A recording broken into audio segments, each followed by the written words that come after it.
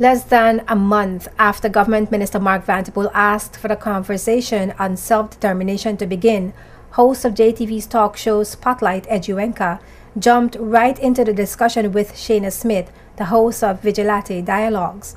Both hosts agreed that the conversation is important because the Virgin Islands needs to be prepared in the eventuality that the UK's interest conflicts with the Virgin Islands' interest, and that it may become necessary to end that relationship.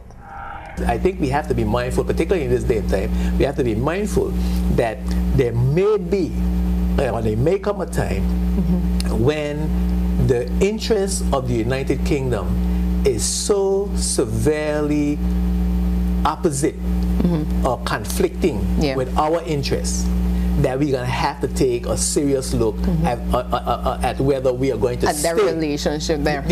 Have we going to stay with under colonial system, or are we going to try to branch out on our own, making new alliances? And if it comes to that point, we need to be prepared.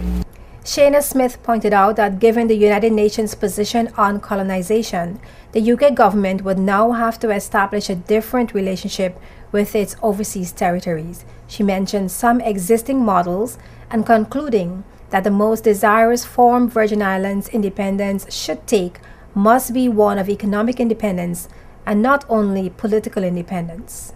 I've heard discussions too about the UN mandate as far as, you know, the whole thing of colonies and colonization is something that's archaic, and they are pressing for countries that do still have territories to change that relationship. And you have a few options. I heard it some nights ago on one of the talk shows on ZBVI, you know, talking about things like free association, independent department, and using examples like the relationship between the French territories and France and how that works out. And again, there's pros and cons for each scenario. The question is, what is best for us? And that's what we need to start looking at in terms of, when I see the BVI in the next 25 years, you know, where do I see us? And economic independence is probably like a predominant thing, even more so. You know, political independence is one thing, but to go there, be politically independent and economically broke, as we see happen with some of the other countries now.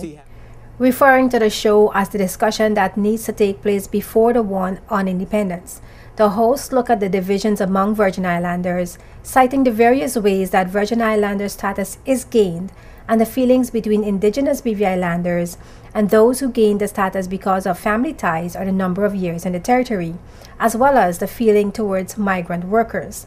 The hosts felt that these divisions needed to be discussed and resolved in order for the country to have meaningful and harmonious discussions regarding independence. It requires us now to start to do some introspection as far as where we are socially and as a society and as a community, and how we view ourselves, because, you know, like you were just saying before the show, you know, there's a lot of division amongst us that is going to cause more argument than us having constructive conversations to try to get to a conclusion. So we have to really take a look at these things and see how we are going to iron that out so that we could go forward in harmony and unity. The show also discussed the strengthening of those institutions that could enhance, build, and preserve strong Virgin Islands values and ethics. The discussion on self-determination will continue in upcoming Spotlight shows, but you can also catch a repeat of Tuesday night's show on Sunday at 2:30 p.m. right here on JTV Channel 55. You can also watch this and past Spotlight shows on our website jtvlive.net. Just click on the Spotlight tab.